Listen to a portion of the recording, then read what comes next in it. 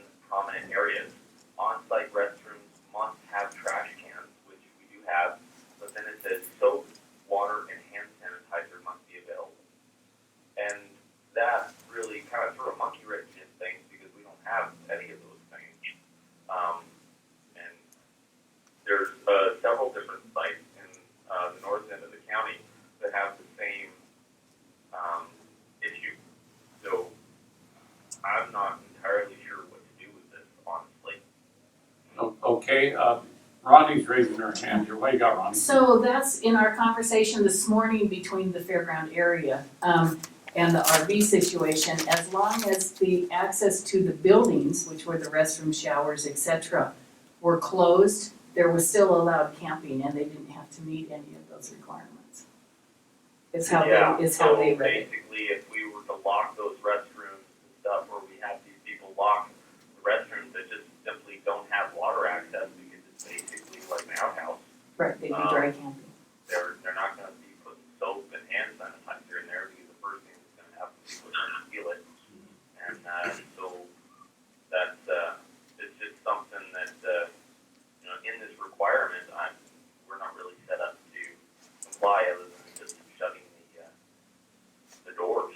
And, anyway, just wanted to bring that to you guys' attention because it's been brought to mind.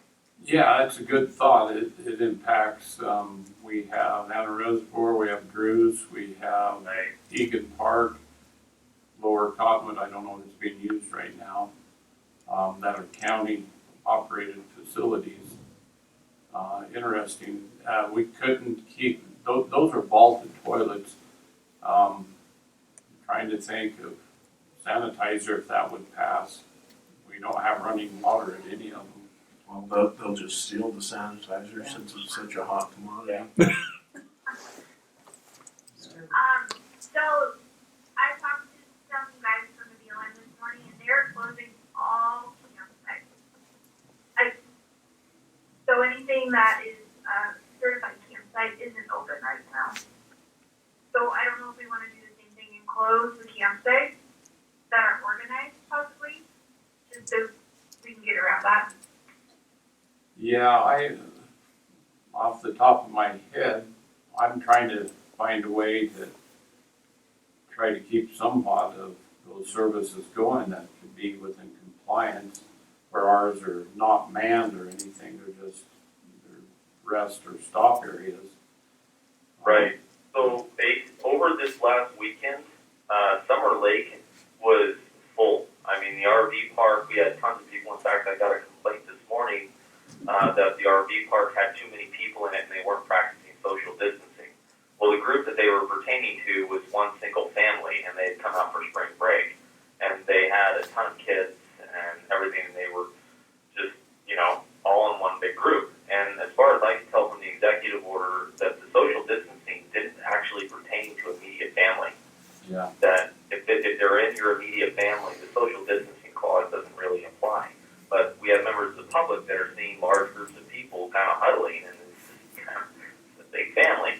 But we also have a huge amount of people that are coming out of, I'm hearing there's tons of people that are just leaving Arizona and Nevada, the snowbirders, are coming back. And because they want to get back in before everything shuts down completely and they want to get home.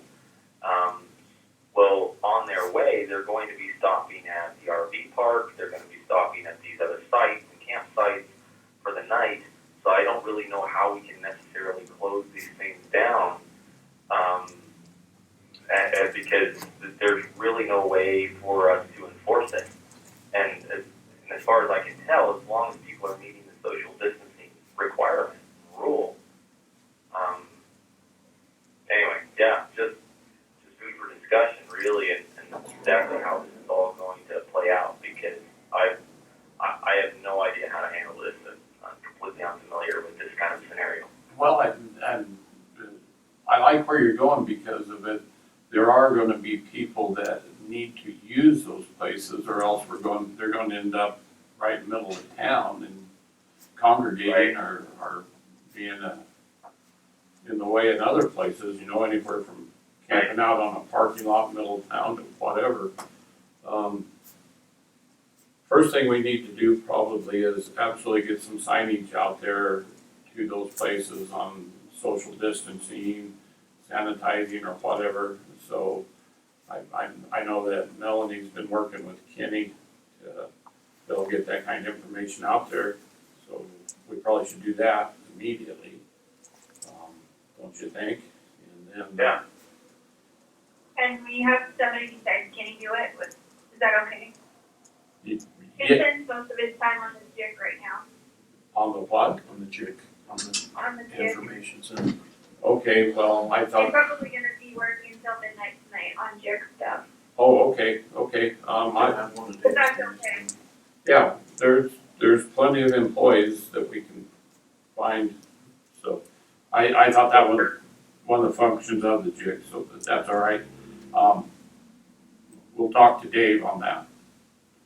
Okay, another thing, just as long as we're on that subject of properties and facilities maintenance, I don't know, is Dave in the room by No, chance? no, he's not. Okay, if someone could maybe pass on to Dave, I got a text message from Tom Rourke about the septic repair or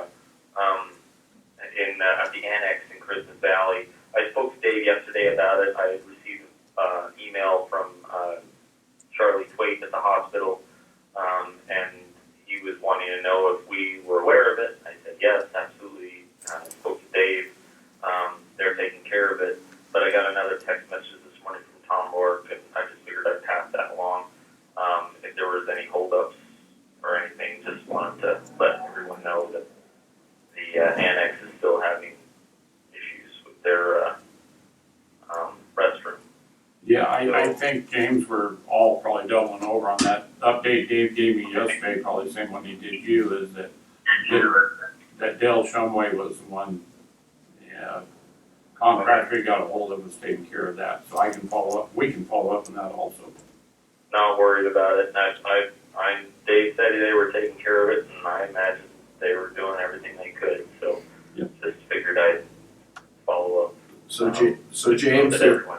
the information boards are going up north today. Okay. Also, they closed the dunes, the BLM closed the dunes, Okay. and so we won't have that big rush on Christmas Valley again. Yeah, there was a bunch of complaints on social media about the dunes being closed and things, and I figured that was a BLM issue. So I imagine that closure was probably going to be coming down the pipeline. Yeah, okay. The thing that I had to discuss is, for operations here at the courthouse, we're allowing people to come in, we allow the water guy to come in, obviously the press to come in, and a few others. So we did have, I'll be specific, a need to bring in a set of plans in our building department, and had another employee upset that we brought paper into the building.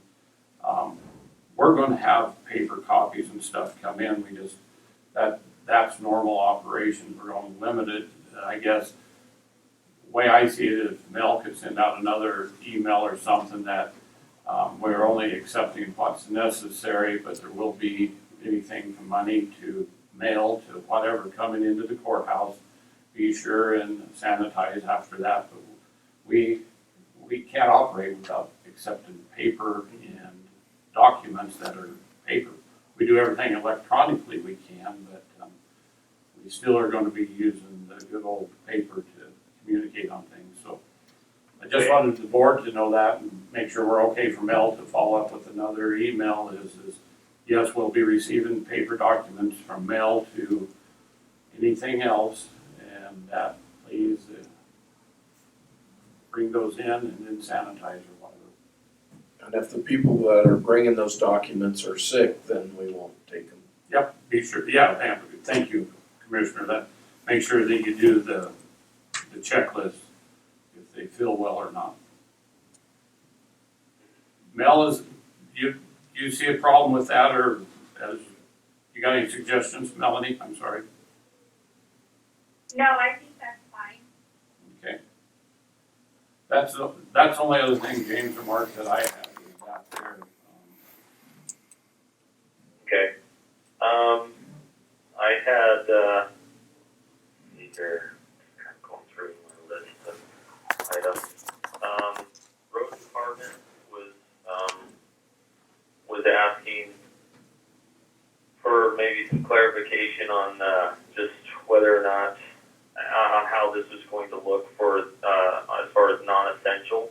What kind of work do they need to be prioritizing. I kind of view the whole road department as essential. And I think Kevin agrees with me, but it's just, we want to make sure that we're meeting the requirements. So anyway, if anyone's got any thoughts on that. I'm on the same page. Good morning. I'm sorry. I'm on the same page. I was late getting my email out this morning. I sort of been dragging, running slow, but, I did talk to Kevin on the phone also, and I think we're all three on the same page.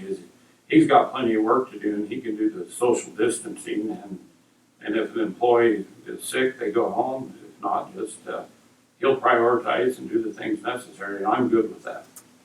Yeah, me too. Okay. So something that ODOT's been doing with their employees when they're traveling, they only have one person per vehicle, even though it isn't as efficient. You could do some of that, like, just to keep people from being confined in the same small cab. Just an idea. Yeah, I never, thank you, Mel. I never got down that far with Kevin on that, but I would assume he's probably implementing everything to keep that distance the best they can, but, James, your thoughts are if you want to give him a call and talk about that, that's fine with me also. All right. The other thing I got a complaint this morning from a neighbor down here on the north end. He said, well, he said some other things I won't repeat, but anyway, his issues were senior meals for the whole county. He was wondering if, and then a plan for senior transportation to pick up medicine. And most of his message was he was still feeling like there was a lack of information going out to the public on what the county's perspective was going to be. He felt that somehow we were regurgitating just what the state said. And I kind of feel like we're following a plan right now from both the CDC's guidance and also the state's, and this is a state emergency. So I just I wanted to share it with you guys because this is like the third or fourth person that's brought up transportation or in some method of getting medicine to our seniors and making sure that they were still taken care of. And I just wanted to put that out there. I know Melanie might have a little bit more info maybe on what the senior center is doing as far as transportation.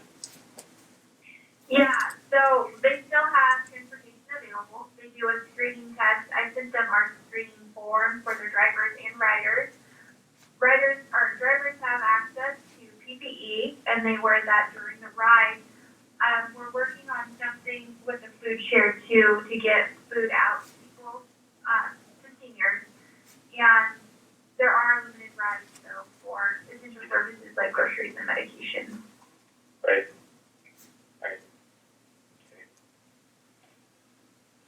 Okay, that's great news that they're doing that. I think a lot of people, they're not in places where they get all the information. James, I gotta go back to our parks and everything. I'll talk with Dave. So that was on page 7, section 21, am I correct? It was section, hang on, be precise. It's page 7, it was under outdoor recreation and travel. It was section 18 and 21. There was a few other things in between there on 19 and 20, but 18 and 21 is where I felt it might pertain to some of our parks like Drew's and camp areas and stuff like that. So Okay, so the bins were gonna put up the signage. Do we want to lock those bathrooms, or I don't even know if we can for sure. well, again, you kind of run into the issue that we had with the garbage before when we were talking about taking away the dumpster. You just have people throwing their garbage around. If you lock those restrooms, where are people going to go? Yeah. exactly. And that's gonna be a bigger mess than, Right, oh, yeah, yeah, and, I mean, yeah, I mean, you might get coronavirus or some other kind of funk, and so. Yeah. I just say Well, leave them open right, and I put the mean, signs some of up. the worst plagues in history were caused because people weren't using proper, facilities for, using the restroom and things like that. I mean, I'm real hesitant to close down restroom facilities in an area that we know people are going to be staying anyway. Yeah, I think that would be a mistake. So I'll have Dave get the signage up, and the signage will include, practice good sanitization for yourself or whatever to that nature. And Right, we'll go from there. All right. We can make that happen.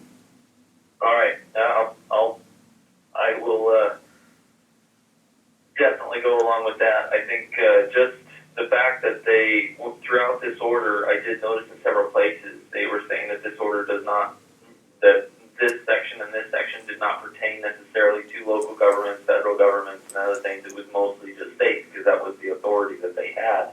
So I think we as a local government, we have a little bit of leniency to try and make sure that at least the public is informed.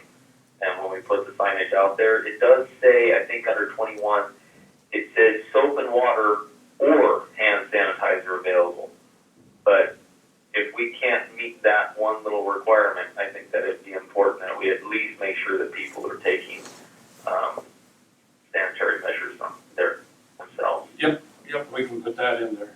So, Okay. very good.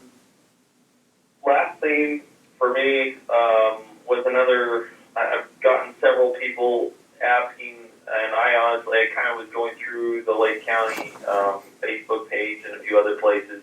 People were asking for something specifically pertaining to what the procedure would be when they go to the hospital and how they would go about that if they need to go to the hospital. They were just looking for additional information in that as far as going through the screening process and stuff. Just passing that along. Don't know what we necessarily have to do with that, but just public concern, obviously. I think it's on, There, go ahead, Mel. sorry to jump in, there are links on our, webpage that has those three topics, like a map, how to enter the hospital and how the procedure go at the very top of our COVID page. Okay. Okay, I will look back at that. I was looking for it when I was talking to these folks, and I never really got a chance to really delve into it looking for it. But just wanted to make sure something was out there, so people could find that info if they really tried to look for it. So, anyway, that was pretty much all I really had. There was one other thing, figured I'd mention.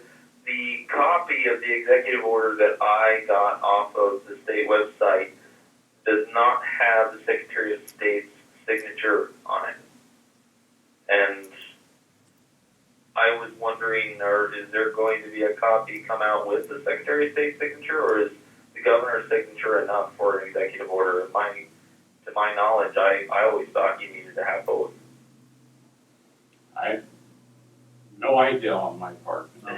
This probably isn't even our concern, honestly. I don't know. It just popped up there when I was reading it, and I thought it was interesting that it didn't have the Secretary of State's signature on the actual executive order.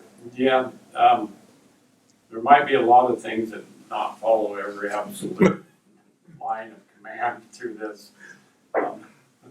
So, Well, if that's the case, then I would definitely support not putting any additional sanitizer in the restroom. And I knew you were going over there. all right, James. What else do you have, my friend? No, I'm good. I don't know. Just probably a little stressed out on a few things, going through all this stuff. So. Yeah. Mr. Albertson, you got anything? No, I'm not stressed at all. So I'm going to keep this, I'm just going to recess this meeting instead of adjourn it so we can come back in at any time. All right. Board's good with that? Yep. We'll Yep. recess at 1:25. Melanie, keep us straight on our meetings, if you would. Okay. Thank you guys so much.